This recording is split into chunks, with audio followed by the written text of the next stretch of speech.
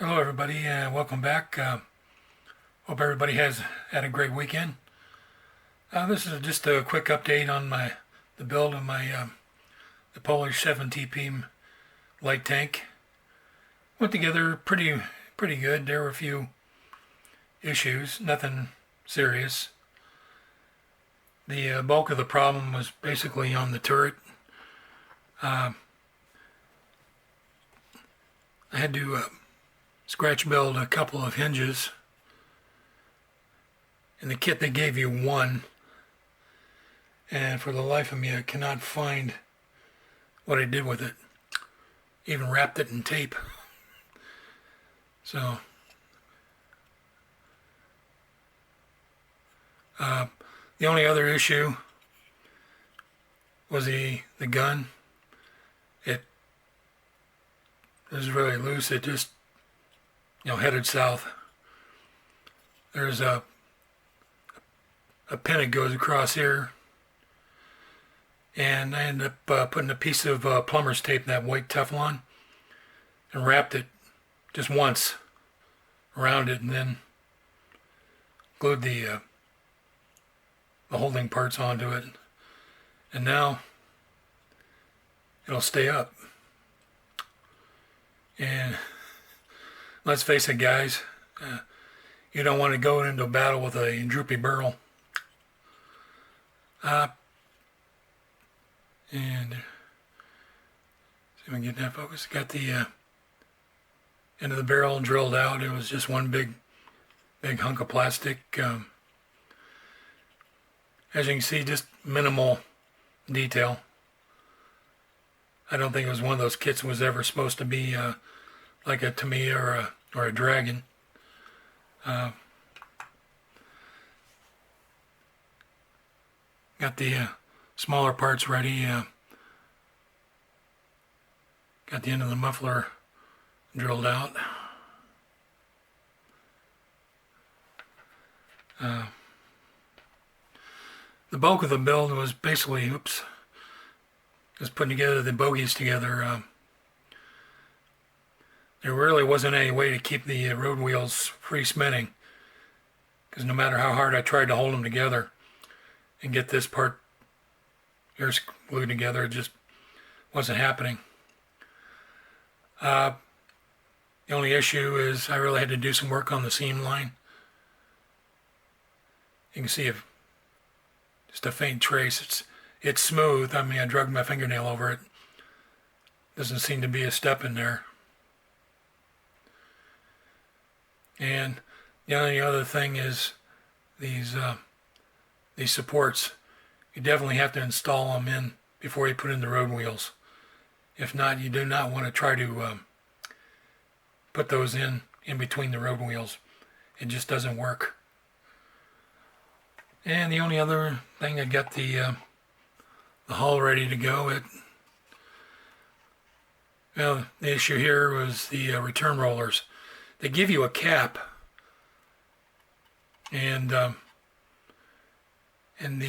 axles on the return rollers are a little bit too long, and they kind of tilted.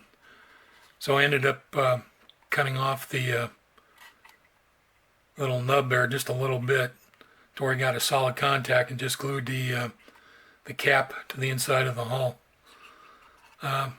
Here in the back, just minimal detail. A little blue spot is where the muffler glues on. Just use some of that micro stuff for windscreens. Same here with the drive sprockets. I'm just going to glue those on. Couldn't get them to set right. Got front end tow eyelets, headlights, horn. A little bit of a, evidently I'm assuming that's a hatch handle. Had the supports for the vendors, stowage boxes. And at first I thought there weren't any Pioneer tools, but they're molded into the top of this fender, which is probably going to be a pretty fun job trying to paint those things. So it's, well, that's about it. I got the other parts ready to go, get them painted. And speaking of which,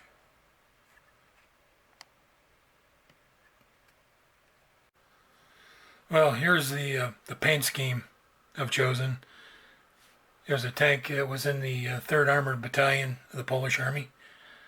Found some photographs online of other builders' photos that used the same camo pattern. Finally found some paints that came close. First off of the base coat, I used the AK Interactive Light Stone. I got this out of a kit that was meant for the North Africa British Armored units, like the Matilda. For the green, I got a Vallejo Model Air, light green, number 71.022. Goes for the green parts here. And then for the brown, I chose a XF64 red brown. Kind of came the closest. So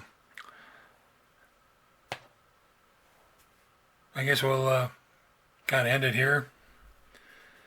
I plan on using some red oxide primer.